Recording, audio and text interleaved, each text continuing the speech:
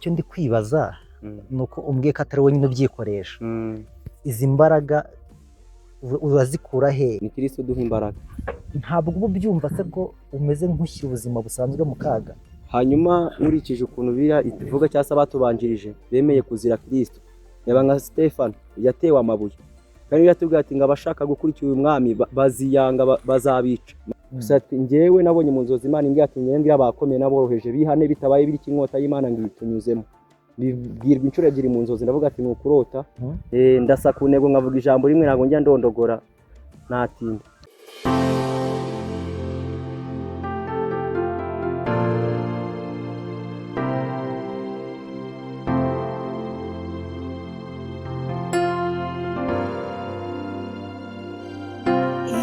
Igihugu cyiza kiradutegereje mu ijuru, kizicarwamo n'abatowe na Yesu. Tubonye Kavuzanduru, reka turebe yuko umuntu yamuvugisha akamusuhuza, akamubaza n'impamvu zimuha imbaraga zo gukora bino bintu mu by'ukuri, kubera ko ni ibihe bigoye, ni n'ibihe mubona batakibikora cyane cyangwa se batakibikunze, ariko murumva afite ijwi riranguruye cyane, riranguruye rwose, riranguruye, kandi arimo aravuga amagambo amwe ayasubiramo buri kanya. Ndumva nifuza kumuganiriza,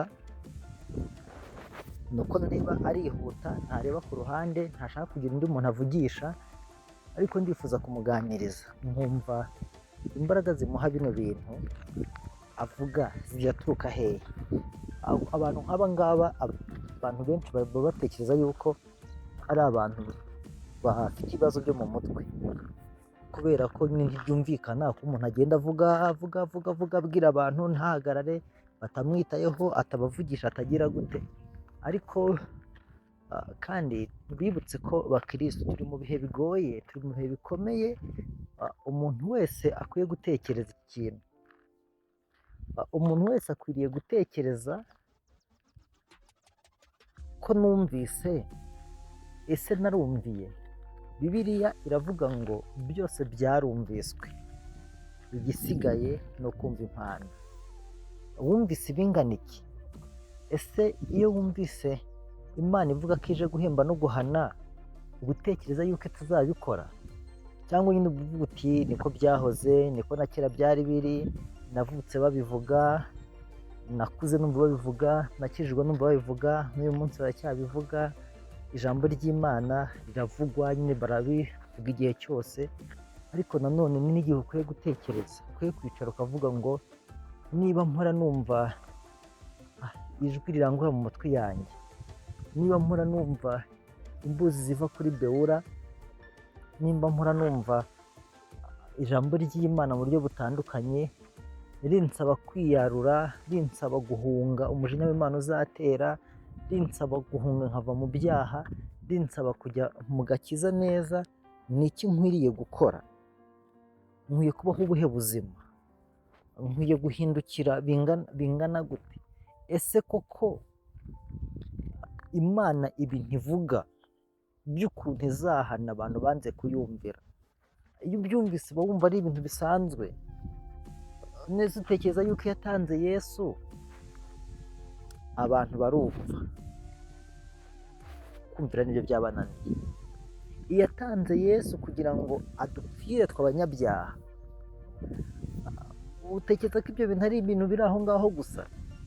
Oya da, nyuma ya buno buzima turimo hano mu isi hari ubundi buzima buzaza, kandi ubwo buzima, amahitamo umuntu yagiriye muri buno buzima tubaho mu isi niyo azamuha aho agomba kwerekeza. Reka tuvuge ku bantu bapfuye. Abantu bapfuye, umunsi w'umuzuko nugera, bamwe bazazukira ngo gukorwa n'isoni iteka, abandi bazukira ubugingo buhoraho. Bibiliya tubwira ngo abamaze gupfa nyine barapfuye, ariko twebwe tukiriho, twebwe bazima, ni umwanya tuba tubonyeho kugira ngo twisuzume, tunatekereze ibivugwa byose, hanyuma dukuremo umwanzuro wo kubaha Imana no kugendera mu nzira zayo. Yaba umuntu ukomeye, yaba uworoheje, nk'uko mwumva uyu Kavuzanduru arimo kugenda abivuga, ntabwo Imana izabura gushyira mu bikorwa ibintu byose yavuze, ibintu byose yagambiriye.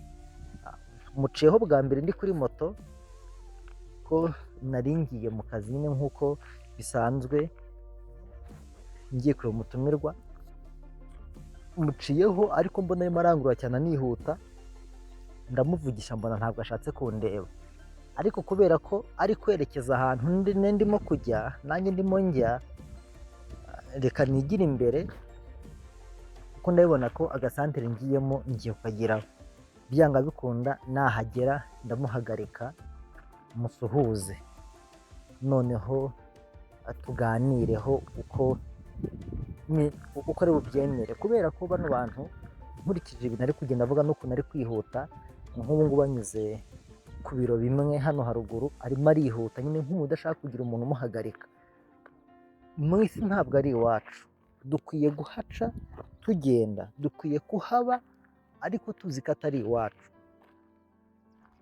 Icyo bikora ni ahantu nyine Imana yaduhaye kugira ngo tuhanyure turi abagenzi. Dukunda kubivuga kuri Debora ko tugiye iwacu mu ijoro, muze namwe mwisigara, kandi abantu tubwira kujyana nabo ni abantu bamaze gutura imitwaro, kandi si bo bayitura ahubwo ni Kristo uyibatura. Iyi ndirimbo iravuga ngo kandi uwo mutwaro wikoreye mwemera wo gutura uruhuke kugira ngo tuzabane mu ijoro.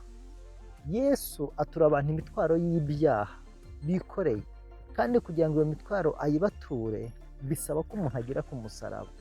Hari n'indi ivuga ngo nageze ku mwami Yesu, cyangwa se hari n'indi ivuga ngo munsi y'umusaraba w'umukiza wanjye cyangwa umukiza Yesu niho nifuza rwose guhora mpagaze, ni ibuye ry'igitare rimbera igicucu, rinkiza impagarara mu rugendo rwanjye. Niba ukiremerewe kandi ukurikira Debora, niba ugifite ibyaha byagutsikamiye byanze kukuvaho, niba ugifite ibyaha bihora bikunesha kandi nta kuba utagize kugira ngo urwane nabyo, menya yuko utaragera ku musaraba. Iyo umuntu ageze ku musaraba ibintu ahabonera. Umuririmbyi yavuze ngo umuntu ugeze ku musaraba aba yaramaze kubona urwandiko rw'ijuru, hanyuma urwo rwandiko rukamuhumuriza. Ikindi, urwo rwandiko aba abonye ntabwo ari urw'itorero. Ndababwiza ukuri ko abantu benshi baranditswe mu marojisitire y'amatorero babamo, babatijwe, babakiriye, bagize bate, barabanditse, babafite nk'abakristo bari ku rutonde, baha igaburo ryera, bagira gute. Ariko mwibuke Yesu aganira n'abigishwa be, baramaje bati Yesu ko baramubwiye bati twakoze ibintu bidasanzwe, kugeza n'ubwo n'abadayimoni batwumviye. Mu yandi magambo twabategekaga tukabaha itegeko bakaryumva, bakarenga kuryumva bakaryumvira. Yesu arababwira ati wawu, ubwo kandi nyine murishimye cyane ko ntako mutagize.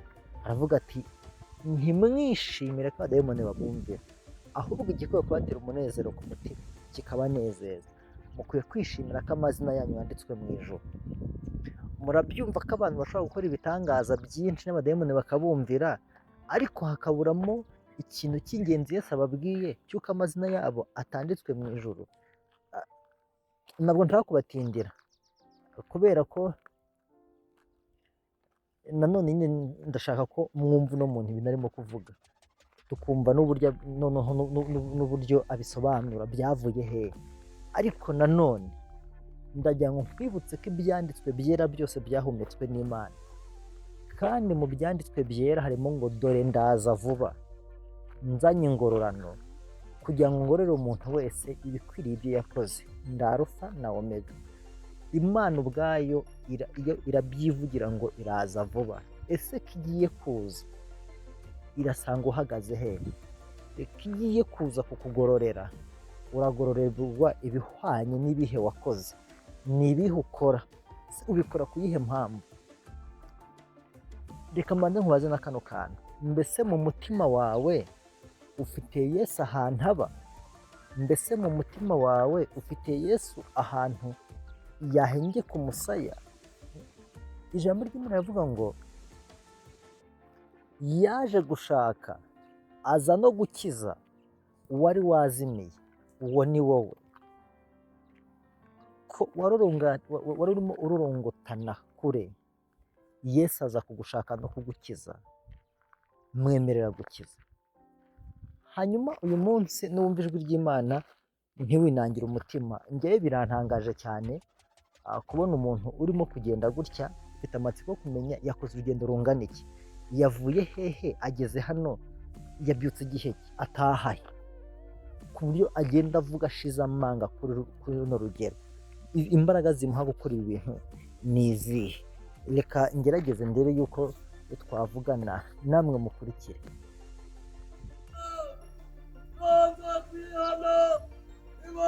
Imana ibanyuzemo, abakomeye, aboroheje, kuri mwe wese Imana iramwiyeretse. Yego rata.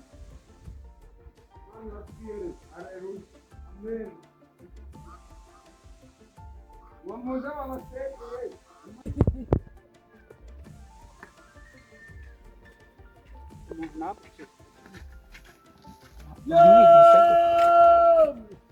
Naza kwihana, inkota y'Imana ibanyuzamo, mu bakomeye, mu boroheje, buri mwe wese arayibonye.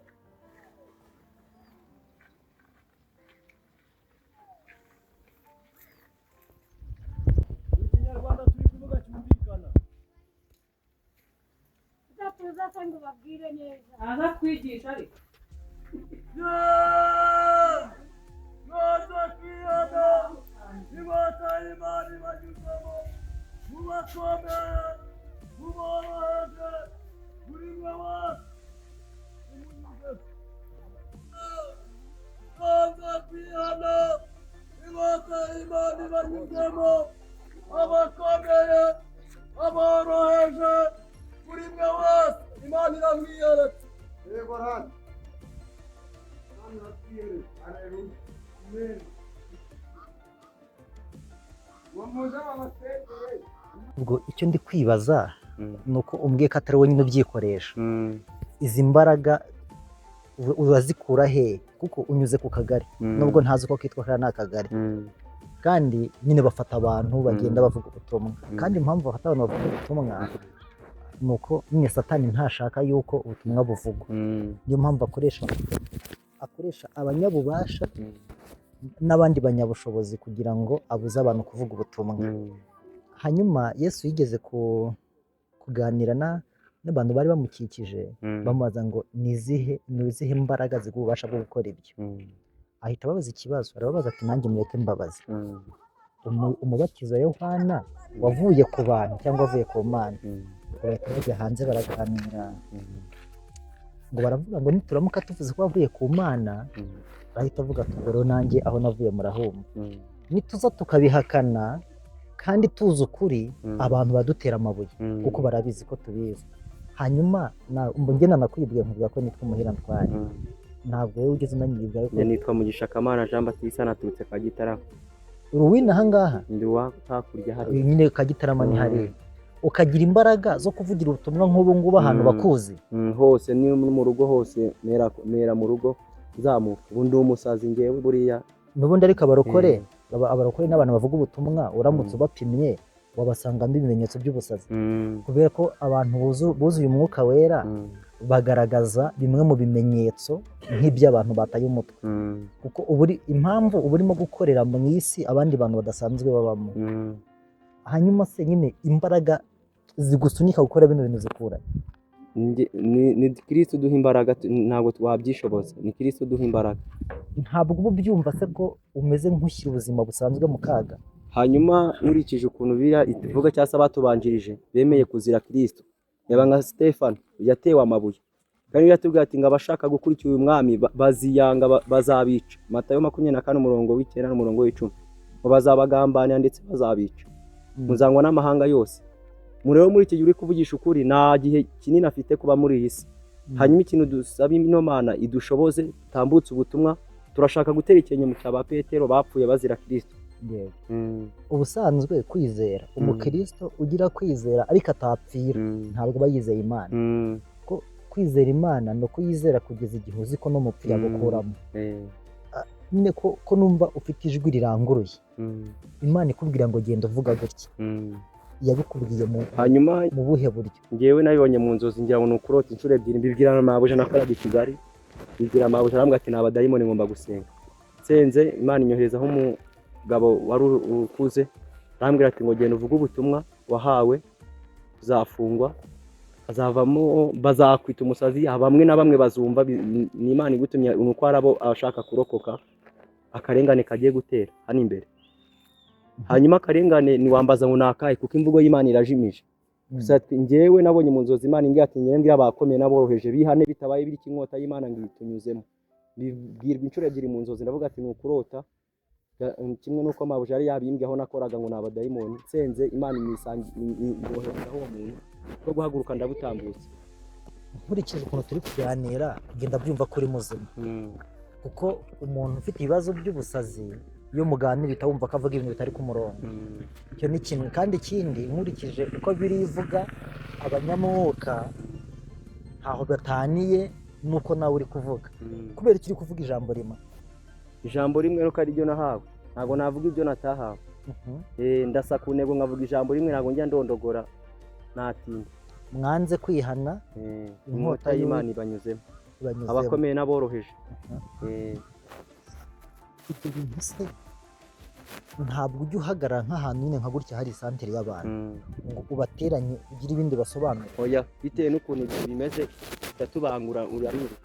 Ahubwo sinzi ikitumye magarara buriya yo baduhagaritse muri ibi bihe turiruka. Kuko ntabwo Satani ari kurwanya abantu basenga nyagusenga.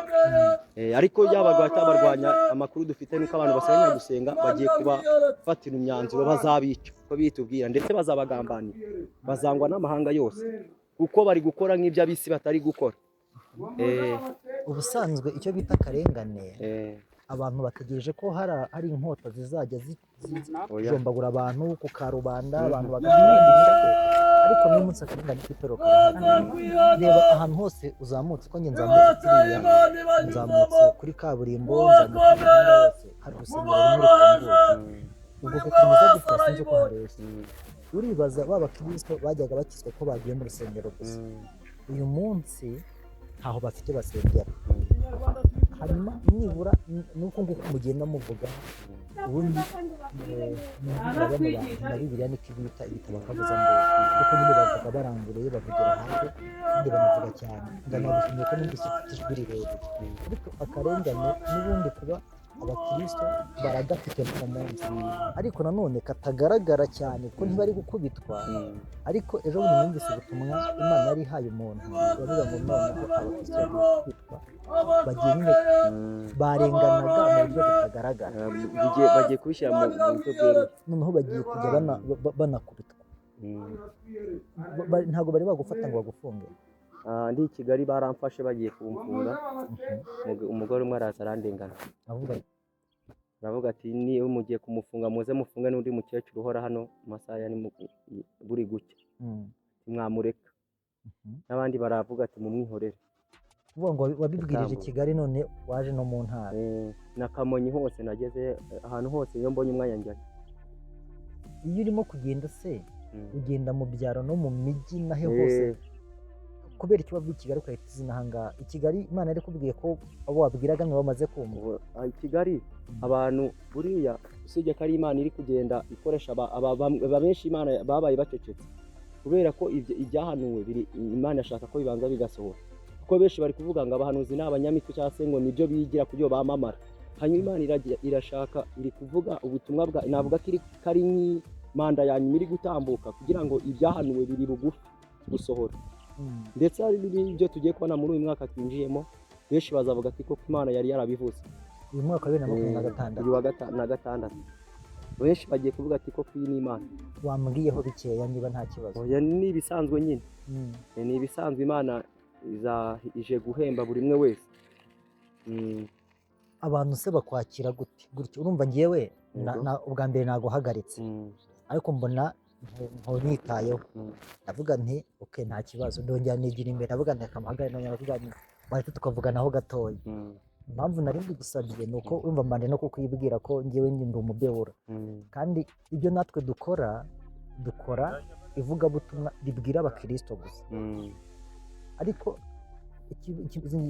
giteye ubwoba mu Rwanda 99% bivuga ngo ni abakristo, bamwe nabo muri katolike, abandi nabo mu badivantiste, abandi n'abahe nyine n'abantu ngo bakijijwe. Ariko uko iminsi ishira ariko ibyaha birushaho kwiyongera, uko iminsi ishira bararushaho gukora ibitaramo by'inzoga. Inzoga ziri kumwebwa nandi niba abakristo 90%, 99 cyangwa hafi aho ngaho bakijijwe, ariko ntabwo bakaba bari gukoresha ibiterane byo kunywa inzoga mu migi hose kandi abakristo batinya. Urahita wibaza aho ngaho nyine nkaho hari ikibazo. Iri jwi ry'Imana ari gusanga wumvise ari ukubwira igice wenda cy'abakristo gusa cyangwa no kubwira abantu bose muri rusange ngenda arangurura nkagenda, kuko ndumva hari n'izindi nzozi nabonye ndi muri gereza nambaye iroza ndi kubwiriza. Urumva birakomeye, bivuze ngo Imana igutumyeyo naho wajyayo. Hari igihe bashobora kugufunga ku buryo waba ugiye mu ivugabutumwa abandi bakagira ngo ugiye kurengana, hanyuma kugira ngo nakure kugende ukomeze kuko urabona utaye umuhanda umwe ufashe undi ubwo byanga bikunda ugiye no kubwira abo hakurya ireye. Abantu bona babyakira bati, abantu bona bakumva gute? Hanyuma ngiye nawe nita ku bantu ko byakira, ngiye mvuga ijambo natumwe, abumva barumva, abatumva nibarurira, kuko Imana yambwiye ati bamwe bazagita umusazi, abandi bazavuga ko natuzuye mu mutwe. Hari nabo mbyumva nayo nambutse mbaciyeho bari kuvuga ati ntago yuzuye, ngakomeza. Hari n'abazaca ngo hari n'abazakizwa kubwira ivugabutumwa. Rero ntabwo tujogora, turabwira ngo abagore abagabo hoye, turarangurura abakomeye n'aboroheje ngo twihane. Ugira telefone se? Telefone ku buryo ngukeneye bisanzwe naguhamagara telefone cyangwa se ushobora kuba utajya uyitanga, njye nkaguha nimero zanjye zanditse ku gapapuro ukagenda ugasenga, Imana bikwemera ukazampamagara. Nta kibazo wazana. Nguhe izanjye cyangwa urampe izawe? Izawe. Nguhe izanjye ko nta karamu mfite. Reka dutire ikaramu hariya. Abanyeshuri muntize ikaramu mpe n'agapapuro. Abanyeshuri batagira amakaramu se baba mwuka byaramwe. Reka duhagarare hano kuri zino ndabyo, mpamagare hari abantu bantiza agakaramu. Wampaye ikaramu n'agapapuro, nkawe uno muntu nimero. Hari igihe wambwiye ngo witwa Mugisha Kamara cyangwa wavutse ikijijwe cyangwa byaje nyuma? Wavutse nyine bisanzwe, wigeze kubaho se uri umupagani? Ubuzima bw'icyo gihe uri umupagani n'iki gihe ukijijwe butandukanye gute? Buratandukanye. Hari ibyo utakora nyine n'uburyo wafashe. Imana iguhamagara byari bimeze gute kugira ngo erega bino bintu uri gukora nta mupasiteri watinyuka kubikora? Ibintu uri gukora nta abavugabutumwa babikora ni bakeya. Erega wageze no ku kagari uravuga, kandi mbona hari abayobozi, ubwo ugeze no ku murenge no nahe hose uravuga. None iguhamagara guno muhamagaro byaje gute? Byaje narasenze, yaje gusenga twigoma imbaraga zo mu isafuriya. Imbaraga zo mu isafuriya turazigomwa cyangwa zo muri teremusi. Yego bivuze ngo ni ukwiyireza. Ubashe kuvugana n'uyu mwana. Nibwo nyine natangiye kubibona, maze ngira ngo ni umwaka umwe n'igice.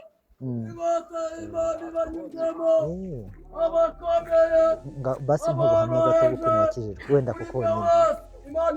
Njyewe narakizwa, nari wa muntu nyine uboneka muri pocket, uboneka mu bintu byo gusa inzoga sinayinyweye, ariko ibindi byose narabikoraga. nimuza kuzafata umwanzuro uvuga uti ndakijijwe Mm. noneho Imana iguha uno murimo kuko uno murimo urakomeye Mm. yawuguhaye gute kugira ngo yabimbwiye na mfite imyaka yabimbwiraga kubera ko yabimbwiye mfite imyaka niba 15 nari ndi i Kigali ndi mu kazi ko mu rugo aribwo nyine nabonaga mu nzozi mbona umuntu ambwira ati ngo ninjye mu ivugabutumwa bibwiye mabuja aramakanira aravuga ati ngo ni abadayimoni ugomba gusenga nsenze Imana inyumaho umuntu byeruye w'umusaza niko kuhaguruka ndabutambutsa n'umutambukije nanjye numva buriya hari ibintu nakora nk'umuvugabutumwa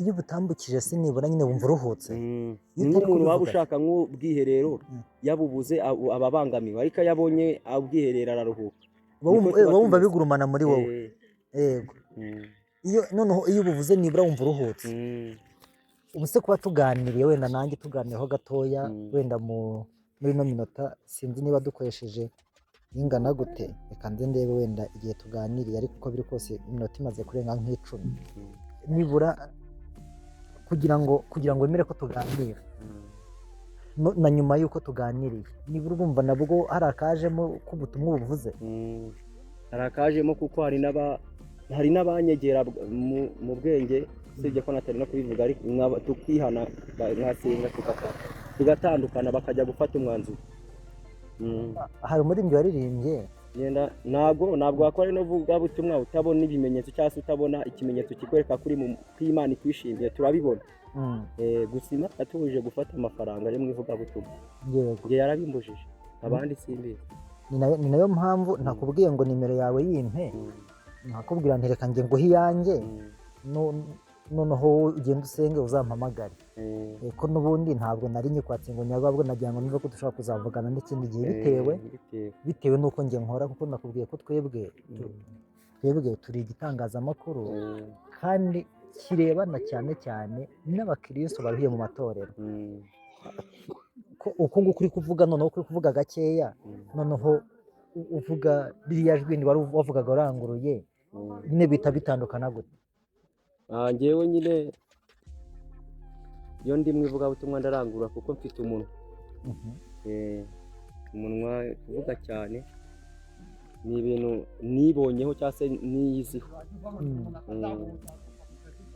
iyo uri noneho muri karitsiye z'iwanyu ntabwo ufite ikibazo cy'uko uri hafi y'abantu muziranye oya no mu rugo muri karitsiye urababwira ndabutambutse ntahara hose Imana ikikubwira ko hari igihe nyine bizagira bigaceceka nabyo bizaceceka kuko Imana ntabwo izajya ihora ivuga ntabwo izajya ihora ibwira abantu batumva itabereka n'ibimenyetso irebe ko abahanuzi bavuze bitari bavuga ko ari buriya umuhanuzi yemerwa ari uko ibyo yavuze byagize byasohoye ntibashobora kubyumva bitarasohora ariko niyisohora baravuga ati hano mu Rwanda haciye umuhanuzi cyangwa se haciye abahanuzi yego nsobanura kariya kantu wavuze ubundi nkore ko ugende kariya kantu kavuga ngo ijwi ry'Imana ryabaye ricecetse cyangwa rigiye kuba ricecetse mu bantu impamvu Imana ibaye icecetse mu abantu benshi habaye igihe baravuga ngo abahanuzi benshi ngo ni abanyamitwe cyangwa se ngo barishakira indonke hanyuma Imana ibaye icecekesha ubutumwa kuko abantu barumvise ngo ikintu dusigaje ni ukubona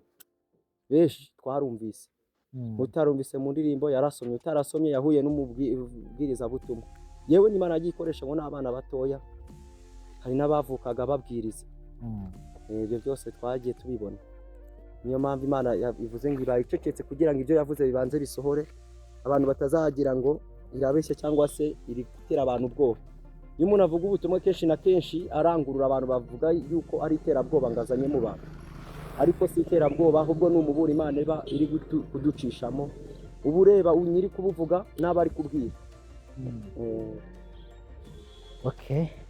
aho reka nkore ko ukomeze ivuga butumwa urimo gukora Imana iguhe umugisha kandi igushoboze